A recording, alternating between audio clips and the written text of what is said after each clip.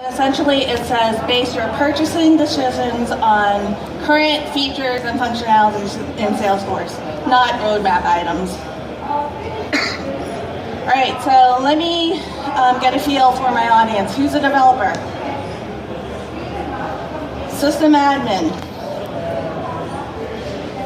System admin / developer? All right, who has never seen Process Builder? Visual workflow? Just you. All right. So I'm Jennifer Lee, Salesforce Business Consultant at John Hancock. I'm also a newly minted Salesforce MVP. I blog about Salesforce at jenwlee.wordpress.com, where I do a lot of how-tos on Process Builder and Flow. I'm also a Trailhead addict, 160 badges. I'm also the co-host of Salesforce Automation Hour with Rakesh Gupta and David Litton, and I'm also the social media manager for Women in Tech Diversity. You can reach me on Twitter at JenWLee or on the Success Community. All right, so here are my other two Dreamforce sessions. Tomorrow, we're going to have a friendly competition with my fellow MVP, Chris Edwards, Mike Gill, and Rakesh Gupta in the Admin Meadow Theater. And we're going to present 4 creative process automation solutions for your vote, and you're going to all vote for me, right? And then 4:30, we're going to do a business analysis focus breakout session, don't build yet, how to understand a document process in Salesforce. All right, so at the end of the session, what you'll take away is, for those system admins out there, you'll be able to learn how to reuse configuration where possible to minimize maintenance.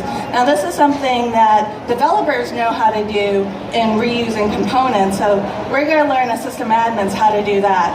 We're going to also apply the development concepts of dry and wet to configuration. Dry meaning don't repeat yourself, and we're going to avoid wet. We enjoy typing because we don't want to do a lot of that work, right? We're going to identify key elements to componentize a flow. We're going to build more efficient, easily maintainable flows, make our flows smarter by having Process Builder do that heavy lifting for us, and then we're going to reduce rework by bringing in subflows into our multiple flows. So here's our use case. Addison Dodster is a system admin / developer at Universal Containers. Sally Sunshine is her operations manager. So Sally goes to Addison and says, give the finance department these permissions and give the sales division these other permissions. So Addison does her analysis. The requirements are pretty straightforward. And so she solutions this by creating 2 permission sets, the ABC permission set for the finance users and the DEF permission set for the sales division users, and then she assigns the users to those permission sets, right? Easy peasy, done and done. But is she really? Because what we need to consider is, what if new users are onboarded onto the system, users are transferred into different departments? You don't want to leave that to humans to remember to add and remove. So as system admins and developers, it's our job to be security aware and to grant users the least privileged permissions, enough to do their job, but not elevated so that they could cause other damage in our orgs, right? So consider the example where we have a customer service rep who needs to be able to see SSNs or credit card information, PII data or PHI data, personal health information. So this user has v-encrypted data permissions. But what if this user moves on to the sales division? I'm going to be hard pressed that you can justify that sales rep needs access to SSN and credit card information.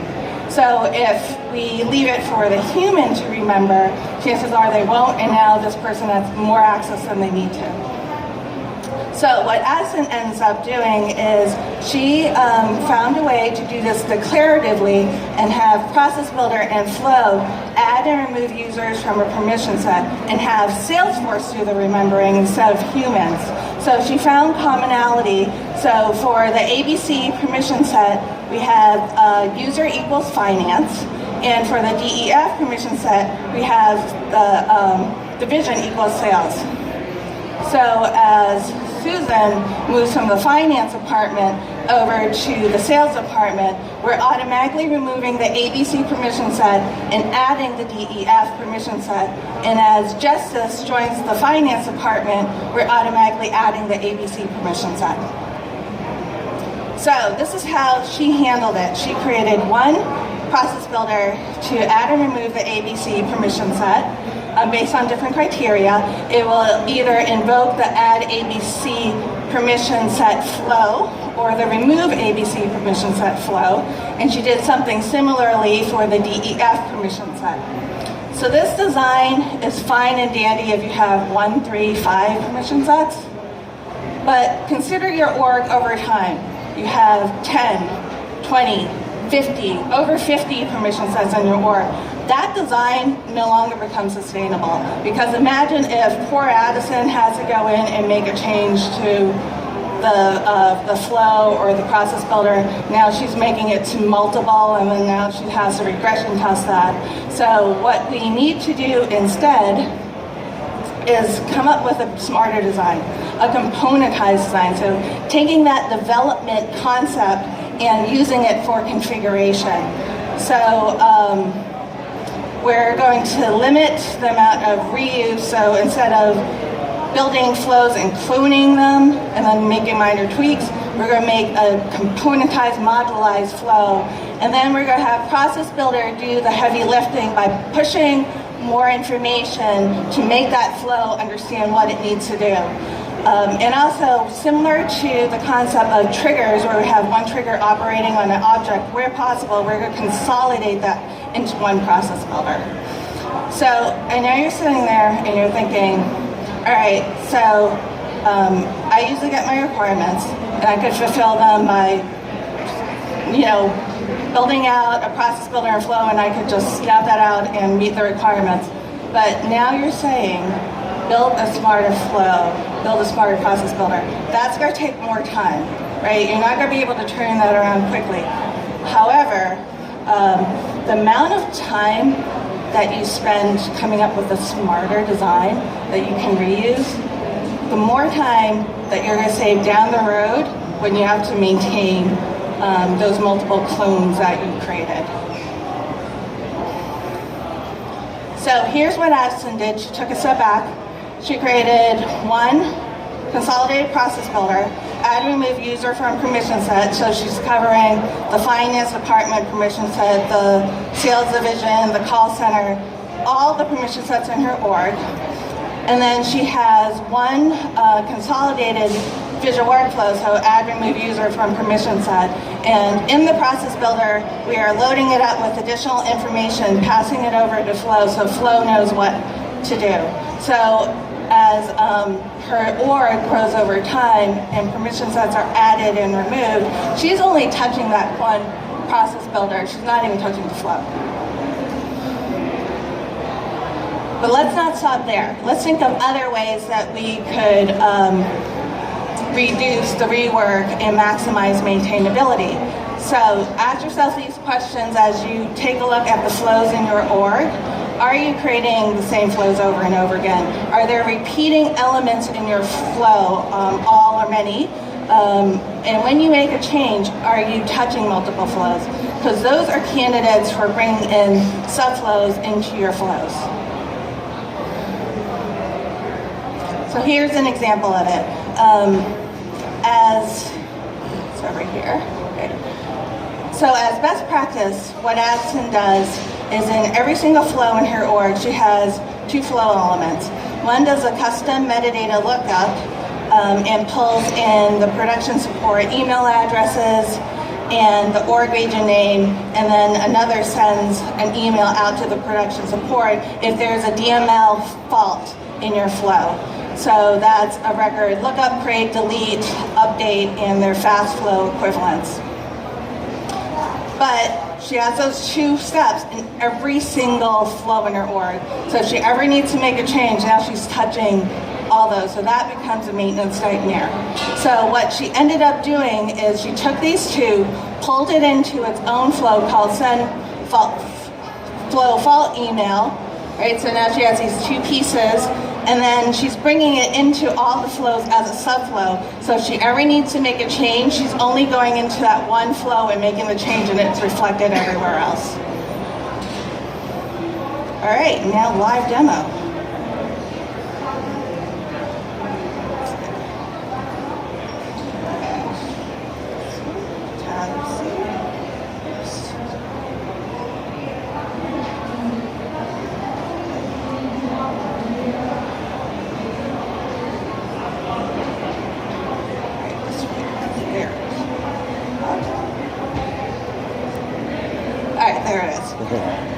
Alright, so this is Process Builder. So we have it running on the user object when a record is created or deleted, edited.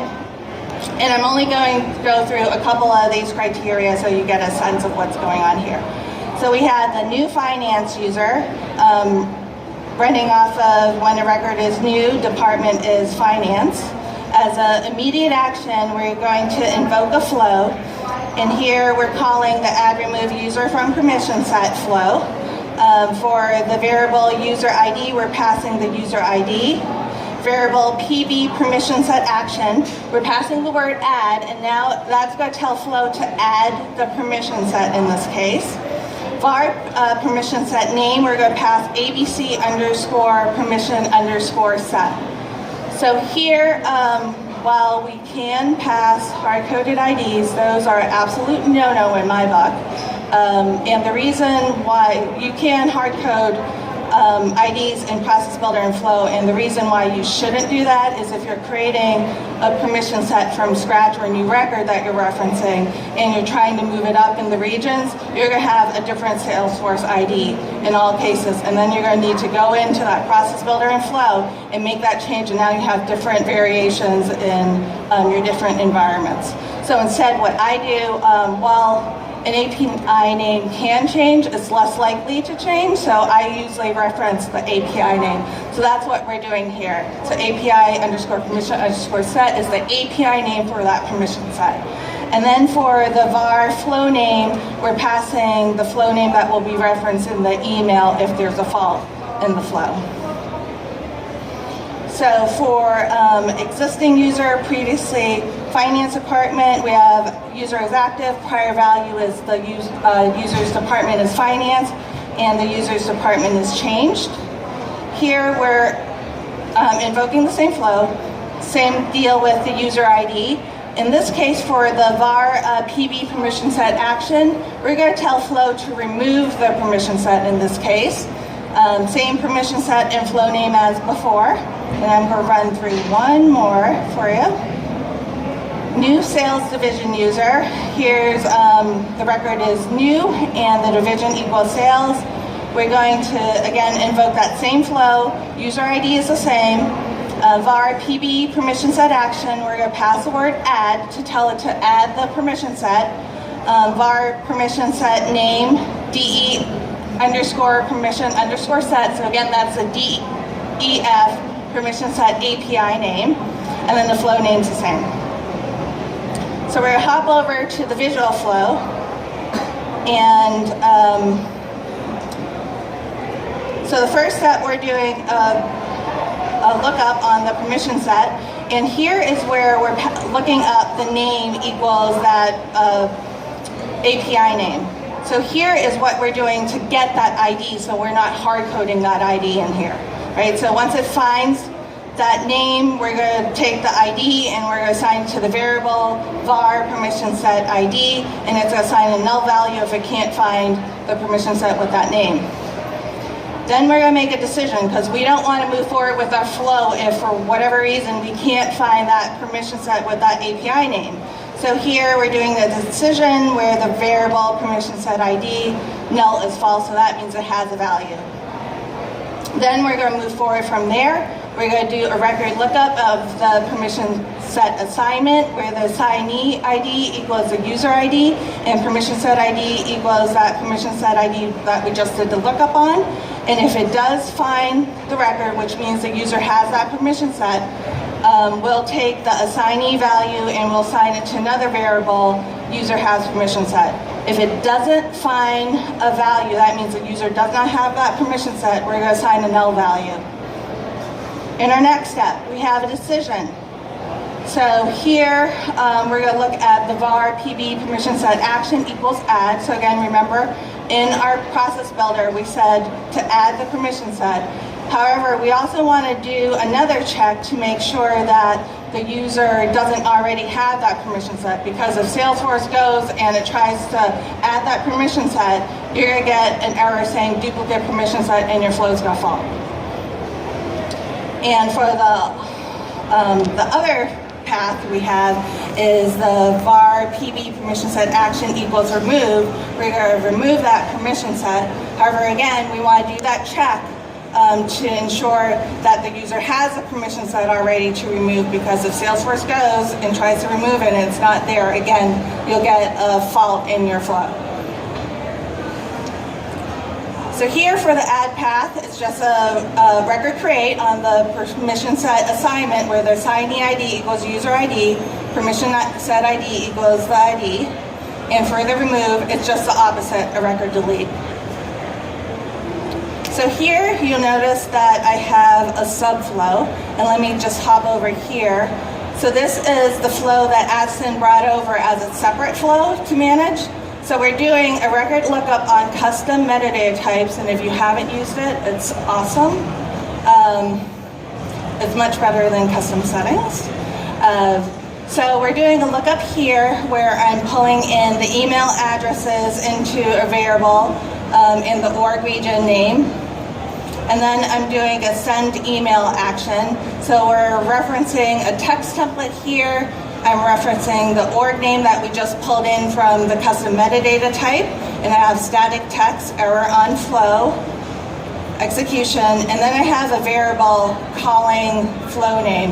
Now we're going to remember in our process builder, we had a variable flow name that then we passed into our master flow, and then we're going to pass here so that we know what flow caused the error.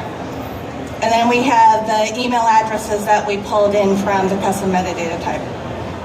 So back here, to pull in a subflow, we're on our palette, and we're going to scroll down, and under flows, this is all the flows in your org. So any flow in your org can be a subflow to another flow. And all you're going to do is you're going to find your flow, and then you're just going to move it onto the canvas. So since I have this configured, I'm going to pop it open. You can name it, give it a unique name, a description. So for input fields, I have the var calling flow name. So that's passing the flow name variable from the master flow. And then I have the vault flow message, which is a system-generated flow error. One thing to note, when you bring in a subflow by default, Salesforce will automatically add an empty row. If you don't need it, you need to cancel out, because if you don't put a value, you're going to get an error. So I usually trash can it out and hit OK. All right, so. All right. So I included some additional examples of process builder and componentized flows, so to get your creative juices going, so when you get back from Dreamforce, you can start taking a look at the flows that you have in your org and start improving them. So, as a recap of the session takeaways, now you'll know how to reuse configuration where possible to minimize maintenance. We're going to apply the development concepts, dry and wet, to configuration, so don't repeat yourself and avoid wet. We enjoy typing. We now can identify key elements to componentize a flow, build more efficient, easily maintainable flows, make our flows smarter by having Process Builder do that heavy lifting for us. And then we're going to reduce rework by bringing in subflows into our other flows.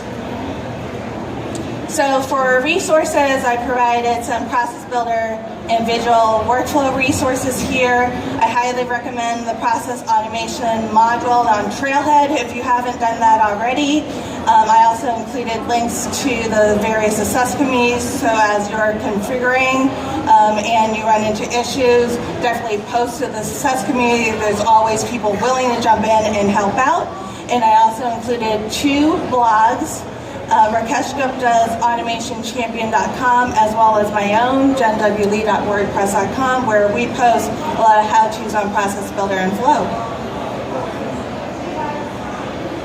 And with that, I will open it up for questions.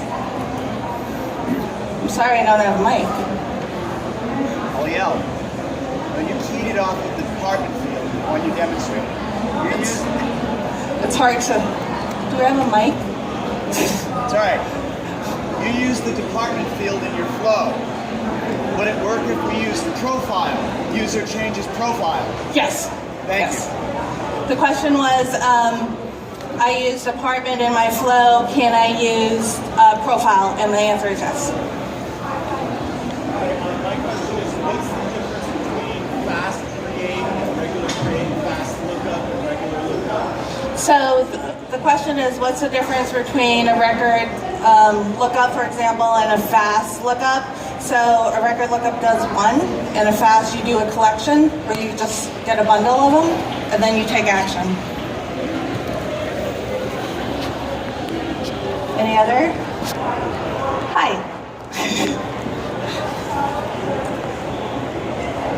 I came in at the tail end. Can you hear me now? Yes. All right, I came in at the tail end of this, so I apologize if this has already been answered in your presentation. Can you use flows to do individual record sharing access? So for example, we have some pretty complex sharing tools with our customer portal users to help open up a full account hierarchy with them and any other related records. And I'm wondering if I can convert all of that into a flow. So record sharing, I haven't done that. Chris, have you? Okay. I want to say it's possible, but we should check. Yeah. Why don't you post it to the chatter, and I'll take a look, and then we'll get back to you. And just to note, I will be posting this out on the chatter feed for the session. And if you do have any additional questions that you didn't get a chance to add that to chatter, and we'll talk about it offline. It's basically ability to create like share. Anything else? I'm running into an issue. All right. Where we have a Thank you, everybody.